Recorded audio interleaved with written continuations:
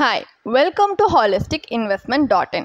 HSBC India Export Opportunities Fundல நீங்கள் invest பண்ணிங்கன்னா உங்களோட இன்வெஸ்ட்மெண்ட் போர்ட்ஃபோலியோக்கு இது நல்ல வேல்யூ ஆட் பண்ணுமா, லாங் ரனில் வெல்த் கிரியேட் பண்ண ஹெல்ப் பண்ணுமா அப்படின்றது தான் இப்போ இந்த வீடியோவில் நம்ம இன்டெப்த்தாக அனலைஸ் பண்ணி பார்க்க போகிறோம். ஸோ வாங்க நம்ம இப்போ வீடியோக்குள்ளே போகலாம்.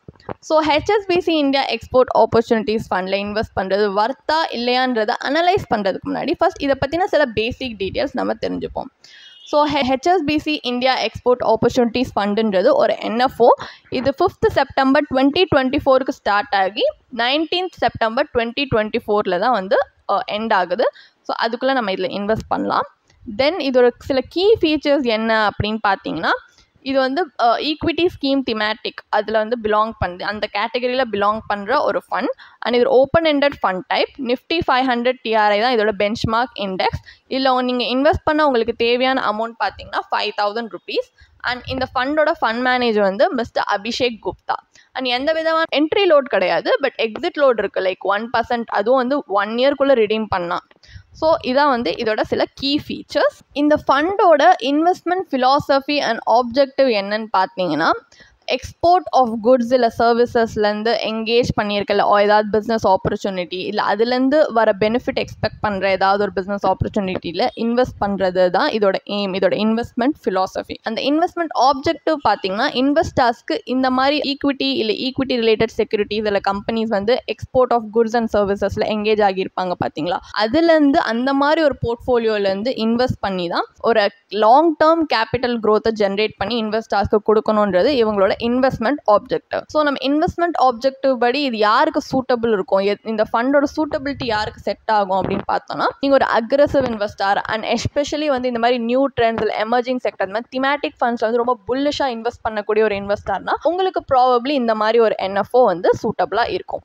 ஸோ இப்போ HSBC India Export Opportunities Fundல இன்வெஸ்ட் பண்ணுறது வர்த்தா இல்லையா நம்ம எப்படி அனலைஸ் பண்ண போகிறோம்னா, இதில் இன்வெஸ்ட் பண்ணால் என்ன மாதிரியான அட்வான்டேஜஸ், அதாவது ப்ரோஸ் அண்ட் டிஸ்அட்வான்டேஜஸ், கான்ஸ் இருக்குன்றதை பார்த்து நம்ம தெரிஞ்சுக்க போகிறோம். ஸோ ஃபர்ஸ்ட் இதில் இருக்க அட்வான்டேஜஸ் பார்ப்போம். ஸோ ஃபர்ஸ்ட் அட்வான்டேஜ் பார்த்தீங்கன்னா ஃபோக்கஸ்ட் எக்ஸ்போஷர். திமேட்டிக் ஃபண்ட்ஸ்னாலே ஸ்பெஷலைசேஷன் தான். ஸோ இந்த ஃபண்ட் பார்த்தீங்கனாலுமே எக்ஸ்போர்ட் ஆப்பர்ச்சுனிட்டிஸ் இந்தியாவில் இருக்குது பார்த்தீங்களா, அதை தான் வந்து டார்கெட் பண்ணுது.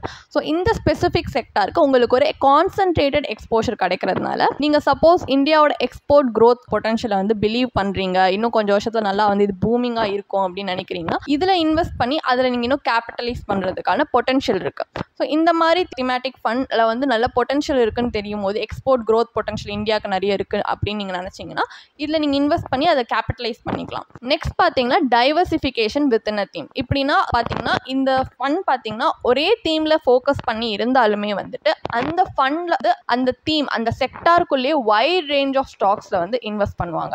ஸோ ஸ்டில் நீங்கள் வந்து என்னதான் ஒரே செக்டாரில் இருந்தாலுமே அதுக்குள்ளேயே உங்களுக்கு டைவர்சிஃபிகேஷன் கிடைக்குது. ஸோ உங்கள் ரிஸ்க் வந்து கொஞ்சம் ஸ்ப்ரெட் அவுட் ஆகி தான் இருக்குது, மொத்தமாக ஒரு கான்சன்ட்ரேட்டட் ரிஸ்க் இருக்குது அப்படின்னு சொல்ல முடியாது. அண்ட் இன்னொன்று பார்த்தீங்கன்னா மேக்ரோ ட்ரெண்ட்ஸில் கேபிட்டலைஸ் பண்ணுறது. ஸோ இப்போ வந்து ப்ராடராக இந்த எக்கனாமிக் ட்ரெண்ட் வந்து இப்போ ஃபேவர் பண்ணுது இந்தியன் எக்கனாமியை. அண்ட் இந்தியன் எக்கனாமி நல்லா பூம் ஆகுது, இந்தியன் எக்ஸ்போர்ட் ஆப்பர்ச்சுனிட்டிஸ் வந்து நல்லா பூமிங்காக இருக்குது அப்படின்னா இந்த ஃபண்டில் சிக்னிஃபிகன்ட் க்ரோத் நீங்கள் பார்க்கலாம். ஸோ இந்த ட்ரெண்ட் நல்லபடியாக பிக்கப் ஆகுது, நல்லா டெலிவர் பண்ணுது நல்ல ரிட்டர்ன்ஸ்னால் கண்டிப்பாக நீங்கள் இது இன்வெஸ்ட் பண்ணும்போது உங்கள் இன்வெஸ்ட்மெண்ட் போர்ட்ஃபோலியோலையுமே அந்த ரிட்டர்ன்ஸ் ரெஃப்ளெக்ட் ஆகும், நல்லா ஓவராலாக நல்லா பூஸ்ட் பண்ணி தான் கொடுக்கும். நெக்ஸ்ட் வந்து எக்ஸ்பர்ட் மேனேஜ்மெண்ட். எக்ஸ்பர்ட் மேனேஜ்மெண்ட் அப்படின்னு சொல்லும் போது ஸோ ஒரு எக்ஸ்பர்ட்ஸ் தான் மோஸ்ட்லி இந்த மாதிரி திமேட்டிக் ஃபண்ட்ஸில் வந்து மேனேஜ் பண்ணுவாங்க. லைக் அந்த ஸ்பெஷலைஸ்டு அந்த பர்டிகுலர் ஏரியா இல்லை அந்த பர்டிகுலர் தீமில் ஸ்பெஷலைஸ் ஆன ப்ரொஃபஷனல்ஸ் வந்து இந்த மாதிரி திமேட்டிக் ஃபண்ட்ஸில் மேனேஜ் பண்ணுறதுனால அவங்களோட தனிப்பட்ட எக்ஸ்பர்டைஸ் வந்து இன்னும் ஒரு இன்ஃபார்ம்ட் இன்வெஸ்ட்மெண்ட் டிசிஷன்ஸ் எடுக்கிறதுக்கான பொட்டன்ஷியல் கொடுக்குது. லாங் டேர்மில் இந்த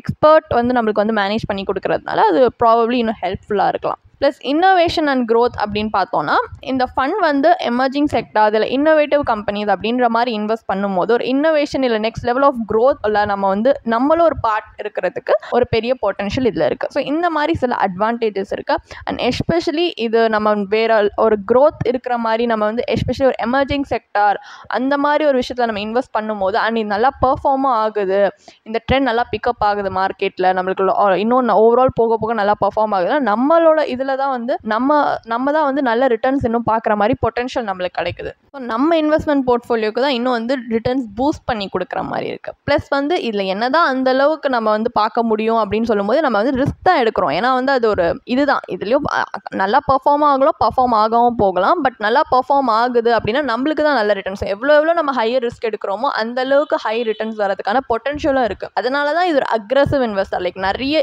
ரிஸ்க் எடுக்கக்கூடியவங்க ப்ளஸ் இந்த மாதிரி நியூ ட்ரெண்ட் அண்ட் எமர்ஜிங் செக்டர்ஸை புல்லிஷாக இன்வெஸ்ட் பண்ணக்கூடியவங்களுக்கு இது சூட்டபிளாக இருக்கும் அப்படின்னு நம்ம சொல்கிறோம். ஸோ இப்போ அட்வான்டேஜஸ் பார்த்துட்டோம். டிஸ்அட்வான்டேஜஸ் அப்படின்னு பார்த்தோன்னா இதில் வந்து ஒரு பெரிய கானே அப்படின்னு பார்த்தீங்கன்னா நீஷ் ஃபோக்கஸ் ரிஸ்க் தான்.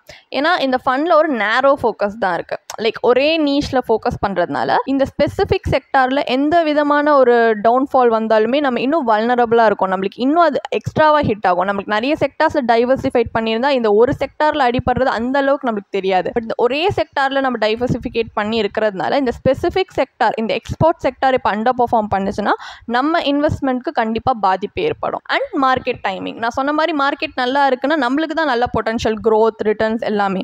பட் அதே நேரத்தில் திமேட்டிக் ஃபண்ட்ஸில் வந்துட்டு மார்க்கெட் சரியாக வந்து அந்தளவுக்கு ஃபேவர் இல்லை, இந்த தீம் வந்து மார்க்கெட்டில் இப்போ நல்லா பர்ஃபார்ம் பண்ணலைன்னா நம்மளுக்கு தான் சிக்னிஃபிகண்ட் லாஸும். ஏன்னா திமேட்டிக் ஃபண்ட்ஸ் வந்து மார்க்கெட் ட்ரெண்ட்ஸ்க்கு ரொம்ப சென்சிட்டிவ். மார்க்கெட் எப்படி பர்ஃபார்ம் பண்ணுது, மார்க்கெட்டில் இந்த தீம் எப்படி பர்ஃபார்ம் பண்ணுதுன்னு பொறுத்து தான் நம்ம லாஸஸ் அண்ட் ஹிட்ஸ் எல்லாமே. இன்னொன்று வந்து ஹையர் காஸ்ட். இந்த ஃபண்ட் வந்து சம்டைம்ஸ் ஹையர் மேனேஜ்மெண்ட் ஃபீஸ்லேயும் வரலாம். ஏன்னா திமேட்டிக் ஃபண்ட்ஸ் வந்து ஒரு ஸ்பெஷலைஸ் நேச்சர் இருக்கிறதுனால இதை மேனேஜ் பண்ணுறதுக்கு ஹையர் மேனேஜ்மெண்ட் ஃபீஸ் கூட இருக்கும். ஸோ நீங்கள் வந்து இந்த மாதிரி திமேட்டிக் ஃபண்டில் இன்வெஸ்ட் பண்ணுறதுக்கு முன்னாடி சில எக்ஸ்பென்ஸ் ரேஷியோ, இதோட என்ன எக்ஸ்பென்ஸ் ரேஷியோ இருக்குது, மற்ற திமேட்டிக் ஃபண்ட்ஸ்க்கு என்ன இருக்கிறதுக்கும் ஸ்டாண்டர்டாக என்ன இருக்குது அப்படின்னு நீங்கள் கம்பேர் பண்ணி இன்வெஸ்ட் பண்ணுறதும் நல்லது தான். ஏன்னா உங்களுக்கு தெரிய வரும் இதில் ஹையர் காஸ்ட் இருக்கா இல்லையா அப்படின்ட்டு. Plus limited diversification. இது மற்ற ப்ராடர் ஃபண்ட்ஸ்க்கு நம்ம இப்போ கம்பேர் பண்ணால் திமேட்டிக் ஃபண்ட்ஸில் வந்து கம்மி, ஓவராலாக பார்த்தீங்கன்னா லெஸ் டைவர்சிஃபிகேஷன் தான். ஸோ நம்ம ரிஸ்க் வந்து இந்த ஹை கான்சன்ட்ரேஷன் இருக்கிறதுனால இந்த ஸ்பெசிஃபிக் செக்டாரில் ரிஸ்க் வந்து இன்க்ரீஸ் ஆகுது. And market sentiment dependency. So thematic funds ஜென்ரலாகவே வந்து ரொம்ப வாலடைலான ஃபண்ட்ஸ் தான். பிகாஸ் வந்து இன்வெஸ்டர்ஸ் சென்டிமெண்ட், ஸ்பெசிஃபிக் ட்ரெண்ட்ஸ் எப்படி, மார்க்கெட்டோட சென்டிமெண்ட் எப்படி இருக்குன்றதை பொறுத்து தான் இல்லையா. ஸோ வந்து மார்க்கெட் சென்டிமெண்ட் சப்போஸ் இந்த தீம்லேருந்து ஷிஃப்ட் ஆகுது அப்படின்னா சிக்னிஃபிகண்ட் அப்ஸ் அண்ட் டவுன்ஸ் வந்து இந்த தீம் வந்து எக்ஸ்பீரியன்ஸ் பண்ணும். ஸோ மார்க்கெட் சென்டிமெண்ட் டிபெண்ட் பண்ணி இருக்கிறதுனால இது கொஞ்சம் வாலடைலான ஒரு ஃபண்ட் தான். வந்து இதில் நம்ம ரொம்ப ஸ்டேபிளாக வந்து ரிட்டர்ன்ஸ் எதிர்பார்க்கறது கொஞ்சம் கஷ்டம் தான். இந்த new trend emerging sector like export sector இப்போ வந்து நல்லா அண்டர் பர்ஃபார்ம் பண்ணுதுன்னா இந்த ஹை கான்சன்ட்ரேஷன் ரிஸ்க் இருக்குது, இதில் தான் நம்ம டைவர்சிஃபிகேஷன் பண்ணியிருக்கோம் இல்லையா. ஸோ கண்டிப்பாக நம்மளோட இன்வெஸ்ட்மெண்ட் போர்ட்ஃபோலியோ இருக்க ரிட்டர்ன்ஸும் ரொம்ப பாதிக்கும். ஸோ இந்த மாதிரி திமேட்டிக் ஃபண்ட்ஸில் இன்வெஸ்ட் பண்ணுறதுக்கு அந்த market timing and circle of காம்படன்ஸ்ன்றது நம்ம சைடில் இருக்கணும். அப்போ அதுக்கு நம்ம அதுக்கு ப்ரெடிக்ட் பண்ணுற மாதிரி இருந்துச்சுன்னா அதுவும் நமக்கு சஃபிஷியன்ட் நாலேஜ் இருக்குது மார்க்கெட் பற்றி அப்படின்னா நம்ம கொஞ்சம் ப்ரெடிக்ட் பண்ணி இன்வெஸ்ட் பண்ணலாம். பட் எஸ்பெஷலி அப்படி இருந்துமே வந்து அது ரொம்ப கஷ்டம் தான். ஏன்னா வந்து மார்க்கெட் ப்ரெடிக்ட் பண்ணுறது ஹைலி அன்பிரெடிக்டபிள். ஏன்னா மார்க்கெட் ரொம்ப அன்பிரெடிக்டபிள் மேனரில் தான் வந்து பர்ஃபார்மே ஆகும். ஸோ நம்மளுக்கு இது சுத்தமாக மார்க்கெட் பற்றி நாலேஜ் இல்லைனா இன்னும் ரொம்ப கஷ்டமாக தான் இருக்கும் இதில் இன்வெஸ்ட் பண்ணுறதுக்கு. ஸோ இந்த மாதிரி ஒரு திமேட்டிக் ஃபண்டில் இன்வெஸ்ட் பண்ணுறதுக்கு முன்னாடி இந்த டிஸ்அட்வான்டேஜஸ் மாதிரி இந்த ட்ராபேக்ஸையும் நீங்கள் நல்லா யோசிச்சு தான் இன்வெஸ்ட் பண்ணலாமா இல்லையான்றதை பார்க்கணும். ஸோ ஃபைனலாக ஹெச்எஸ்பிசி இந்தியன் எக்ஸ்போர்ட் ஆப்பர்ச்சுனிட்டிஸ் ஃபண்டில் இன்வெஸ்ட் பண்ணுறது வர்த்தா இல்லையா, நம்மளோட அனலைசிஸ்லேருந்து என்ன ஃபைனல் டேக் அவே அப்படின்னு பார்த்தோன்னா நம்ம இதுலேருந்து பார்த்ததுலேருந்து நமக்கு தெரிஞ்சது என்னென்னா இது ஒரு பிகினர் ஃப்ரெண்ட்லி ஃபண்டோ இல்லை கம்மி ரிஸ்க் உள்ள ஃபண்டோ கிடையாது. ஸோ நீங்கள் இப்போ தான் வந்து இன்வெஸ்ட் பண்ண ஸ்டார்ட் பண்ணியிருக்கீங்க அப்படின்னா இந்த ஃபண்டில் நீங்கள் இன்வெஸ்ட் பண்ணி ஸ்டார்ட் பண்ணுறது ப்ராபப்ளி சூட்டபுளாக இருக்காது. நீங்கள் கண்டிப்பாக அவாய்ட் பண்ணலாம். ஏன்னா இந்த ஃபண்டில் கொஞ்சம் நம்மளுக்கு மார்க்கெட் நாலேஜ், கொஞ்சம் திமேட்டிக் ஃபண்ட்ஸ் பற்றின நாலேஜ் இருக்கணும். அண்ட் மார்க்கெட் எப்படி பர்ஃபார்ம் பண்ணுதுன்றதும் நமக்கு தெரிஞ்சிருந்தா நமக்கு ஹெல்ப்ஃபுல்லாக இருக்கும். பட் நம்ம கம்ப்ளீட் பிகினராக இருக்கும், இப்போ தான் இன்வெஸ்ட் பண்ணவே ஸ்டார்ட் பண்ணியிருக்கோம், ப்ளஸ் நம்ம அவ்வளோ ரிஸ்க் எடுக்க வில்லிங்காக இல்லவே இல்லை அப்படின்னா ஒரு கன்சர்வேட்டிவ் இன்வெஸ்டாக இருக்குமே இது வந்து ரொம்ப அவ்வளோ சூட்டபிளான ஃபண்ட் கிடையாது. ஸோ நம்ம இன்வெஸ்ட் பண்ணுறது இதுலேருந்து தவிர்க்கலாம். அதே நேரத்தில் உங்களுக்கு இன்வெஸ்ட் பண்ணணும், இந்த மாதிரி சும்மா ஒரு ட்ரெண்ட் இருக்கிற நியூ ட்ரெண்ட் இல்லை எமர்ஜிங் செக்டர் இந்த மாதிரி திமேட்டிக் ஃபண்டில் இன்வெஸ்ட் பண்ணி பார்க்கணும்னு ஆசையாக இருக்குன்னா இந்த மாதிரி ஒரு NFOல இன்வெஸ்ட் பண்ணுறது பதிலாக already new trend and emerging sectors மார்க்கெட்டில் எக்ஸிஸ்டிங் ஃபண்ட்ஸ் இருக்குது அண்ட் ட்ராக் ரெக்கார்டோடயே இருக்கும். ஒரு 7 to 10 இயர்ஸாவது இருக்கும். 7 to 10 இயர்ஸில் மார்க்கெட் சைக்கிளும் உங்களுக்கு கம்ப்ளீட் ஆகி இருக்கிறதுனால அந்த டைம் பீரியட்குள்ளே இருக்கிற ஒரு ட்ராக் ரெக்கார்டு இருக்கிற ஒரு ஃபண்டில் நீங்கள் இன்வெஸ்ட் பண்ணும்போது இல்லை இன்வெஸ்ட் பண்ண நினைக்கும் போது நீங்கள் அட்லீஸ்ட் அது எப்படி பெர்ஃபார்ம் பண்ணியிருக்கு மார்க்கெட்டோட ஹைஸ் அண்ட் லோஸில் அப்படின்ட்டு நீங்கள் ஒரு portfolio and proper track record வச்சு ரிசர்ச் பண்ணி அனலைஸ் பண்ணி இன்வெஸ்ட் பண்ணும்போது உங்களுக்கு வந்து ஒரு கால்குலேட்டட் ரிஸ்க் எடுக்க முடியுது. ஏன்னா நீ எவ்வளோ ரிஸ்க் எடுக்கிறோன்னு தெரிஞ்சு நம்ம இன்வெஸ்ட் பண்ணுறோம். பட் இது NFOன்றதுனால இது இனிமேல் தான் எப்படி இந்த மார்க்கெட்டில் பெர்ஃபார்ம் பண்ண போதுன்னு நம்ம பார்க்க போகிறோம். இனிமேல் தான் இந்த தீமும் எப்படி பெர்ஃபார்ம் பண்ண போதுன்னு நம்ம பார்க்க போகிறோம். அதனால் நம்ம இதில் எடுக்கிறது என்ன ரிஸ்க்கு, எவ்வளோ ரிஸ்க்னே தெரியாமல் எடுக்கிறதுனால இதில் இன்வெஸ்ட் பண்ணுறது ஒரு பிளைண்ட் ரிஸ்க் தான் அப்படின்னு சொல்ல முடியும். இந்த மாதிரி NFOவில் இன்வெஸ்ட் பண்ணுறதுக்கு ஒரு ட்ராக் ரெக்கார்டு இருக்கிற இதே மாதிரி ஒரு சிமிலரான ஃபண்டில் நீங்கள் வந்து கால்குலேட்டட் ரிஸ்க் எடுத்து இன்வெஸ்ட் பண்ணலாம். நெக்ஸ்ட் வந்து இது வந்து இன்னொன்று பார்த்தீங்கன்னா, நீங்கள் இப்போ வந்து இந்த உங்களோட கோர் இன்வெஸ்ட்மெண்ட் போர்ட்ஃபோலியோ ஆட் பண்ணுறதுக்காக ஃபண்ட்ஸ் தேடிட்டு இருக்கீங்க, உங்கள் மெயின் ஃபினான்ஷியல் கோல்ஸ் அச்சீவ் பண்ணுறதுக்குனா கூடவே இந்த ஃபண்ட் அதுக்கு சூட்டபிளாக இருக்காது. ஏன்னா நான் ஆல்ரெடி சொன்ன மாதிரி இது NFO இனிமேல் தான் அது எப்படி பர்ஃபார்ம் பண்ண போகுதுன்னே நம்ம பார்க்குறோம். ஸோ எவ்வளோ ரிஸ்க் எடுக்கிறோன்னே தெரியாமல் நம்மளோட மெயின் போர்ட்ஃபோலியோ இன்வெஸ்ட்மெண்ட் போர்ட்ஃபோலியோவில் இந்த ஃபண்ட் ஆட் பண்ணி அப்புறமா இது லேட்டராக நல்லா பர்ஃபார்ம் பண்ணலை அப்படின்னா நம்மளோட இன்வெஸ்ட்மெண்ட் போர்ட்ஃபோலியோவில் இருக்க ரிட்டர்ன்ஸ்லாம் கண்டிப்பாக அடி வாங்கும்.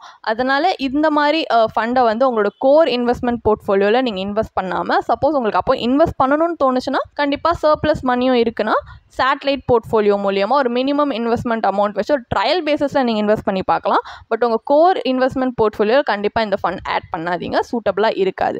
அண்ட் இன்வெஸ்ட் பண்ணணும்னா நான் சொன்ன மாதிரி நீங்கள் சேட்டலைட் போர்ட்ஃபோலியோவில் ஒரு மினிமம் இன்வெஸ்ட்மெண்ட்டை ஸ்டார்ட் பண்ணி பார்க்கலாம். தென் லேட்டராக நல்லா பர்ஃபார்ம் பண்ணுதுன்னா நீங்கள் கொஞ்சம் கொஞ்சமாக இன்வெஸ்ட்மெண்ட் அமௌண்ட் இன்க்ரீஸ் பண்ணி உங்களுக்கு ஏற்ற மாதிரி நீங்கள் இன்வெஸ்ட் பண்ணி பார்க்கலாம். பட் ஸ்டார்ட் பண்ணும்போது ஒரு சேட்டலைட் போர்ட்ஃபோலியோ மூலியமாக ஒரு ட்ரையல் பேஸிஸில் வேணால் இன்வெஸ்ட் பண்ணி பாருங்கள். பட் உங்கள் மெயின் ஃபினான்ஷியல் கோல்ஸ் அச்சீவ் பண்ணுறதுக்கு இருக்கிற இன்வெஸ்ட்மெண்ட் போர்ட்ஃபோலியோவில் ஆட் பண்ணாதீங்க. இன்னொன்று பார்த்தீங்கன்னா, இந்த ஃபண்டில் இன்னொன்று இம்பார்ட்டண்ட்டான பாயிண்ட் என்னென்னா, இதில் இன்வெஸ்ட் பண்ணுறதுக்கு சஃபிஷியன்ட் மார்க்கெட் நாலேஜ் தேவை. நம்மளுக்கு இந்த திமேட்டிக் ஃபண்ட் பற்றின நாலேஜ் தேவை, இந்த தீம் பற்றின நாலேஜ் தேவை. லைக் இது எப்போ மார்க்கெட்டில் நல்லா பர்ஃபார்ம் ஆகும், பர்ஃபார்ம் ஆகாது அப்படின்னு தெரிஞ்சதுன்னா கரெக்டாக நம்ம நல்லா பர்ஃபார்ம் பண்ணும்போது என்ட்ரு ஆகி கொஞ்சம் இப்போ சரியாக பர்ஃபார்ம் பண்ணாதுன்னு சொல்லும்போது அதுக்குள்ளே நம்ம எக்ஸிட் ஆனோன்னா கொஞ்சம் இந்த தீமோட பொட்டன்ஷியலை மேக்ஸிமைஸ் பண்ணி அதுலேருந்து நம்ம ரிட்டர்ன்ஸ் பார்க்க முடியும். பட் நம்மளுக்கு அந்தளவுக்கு நாலேஜ் இல்லை, அந்தளவுக்கு ப்ரெடிக்ட் பண்ண தெரியாது அப்படின்னு சொல்லும் போது அந்த சர்க்கிள் ஆஃப் காம்படன்ஸ் நம்ம சைட் இருக்காதுன்னு தெரியும் போது இந்த மாதிரி நியூ ட்ரெண்ட்ஸ் இல்லை எமர்ஜிங் செக்டார்ஸில் எப்போ என்டர் அண்ட் எக்ஸிட் ஆகணும்னு தெரியாத போது இதில் இன்வெஸ்ட் பண்ணுறது சூட்டபிளாக இருக்காது. ஸோ கண்டிப்பாக நீங்கள் தவிர்க்கலாம். அண்ட் ஃபைனலி இதில் இன்வெஸ்ட் பண்ணலாமா இல்லையான்றதெல்லாம் வந்து நீங்கள் எப்படிப்பட்ட இன்வெஸ்டார், உங்கள் ரிஸ்க் டாலரன்ஸ் பொறுத்து தான் இது உங்களுக்கு சூட்டபிளாக இல்லையான்னு நம்ம சொல்ல முடியும். அண்ட் உங்களுக்கு ஸ்டில் நீங்கள் ஸ்ட்ரகிள் பண்ணுறீங்க உங்களோட இன்வெஸ்ட்மெண்ட் போர்ட்ஃபோலியோ ஒரு சூட்டபிளான இன்வெஸ்ட்மெண்ட் ஆப்ஷன்ஸ் ஆட் பண்ணுறதுக்கு, அண்ட் நீங்கள் தேடிட்டு இருக்கீங்க நல்ல ஆப்ஷன் இன்வெஸ்ட் பண்ணுறதுக்கு, அண்ட் உங்களுக்கு ப்ரொஃபஷனல் கைடன்ஸ் தேவைப்படுதுன்னா நீங்கள் ஒரு சர்டிஃபைட் ஃபினான்ஷியல் பிளானர் மாதிரி ஒரு ப்ரொஃபஷனல்கிட்ட கன்சல்ட் பண்ணி இன்வெஸ்ட் பண்ணலாம். அவங்க உங்களுக்கு ஏற்ற மாதிரி உங்கள் இன்வெஸ்ட்மெண்ட் ஆப்ஜெக்டிவ் என்ன, உங்கள் ரிஸ்க் ப்ரொஃபைல் என்ன, அண்ட் உங்களோட இன்வெஸ்ட்மெண்ட் போர்ட்ஃபோலியோ நீங்கள் இன்வெஸ்ட் பண்ண நினைக்கிற ஃபண்ட்ஸோட ஓவர்லேப் ரேஷியோ எவ்வளோ, அது அதிகமாக இருக்கா கம்மியாக இருக்கா, அண்ட் எவ்வளோ அலோகேஷன் கொடுத்தீங்க இந்த ஃபண்டுக்கு உங்களோட இன்வெஸ்ட்மெண்ட் போர்ட்ஃபோலியோலாம், அது நீங்கள் இன்னும் எவ்வளோ சீக்கிரமாக உங்களோட ஃபினான்ஷியல் கோல்ஸ் அச்சீவ் பண்ணலாம் அப்படின்னு எல்லா ஃபேக்டர்ஸுமே கன்சிடர் பண்ணி உங்களுக்கான ஒரு பர்சனலைஸ் இன்வெஸ்ட்மெண்ட் பிளானை அவங்க வந்து கிராஃப்ட் பண்ணி தருவாங்க. ஸோ லாங் டேர்மில் இப்படி ஒரு ப்ரொஃபஷனல் கைடன்ஸோடு நீங்கள் இன்வெஸ்ட் பண்ணுறது உங்களுக்கு இன்னும் ஹெல்ப்ஃபுல்லாக தான் இருக்கும். ஸோ ஒரு பெட்டர் ஃபினான்ஷியல் ஃபியூச்சருக்காக நீங்கள் சர்டிஃபைட் ஃபினான்ஷியல் பிளானரோட கன்சல்ட் பண்ணி கூட நீங்கள் இன்வெஸ்ட் பண்ணி பார்க்கலாம்.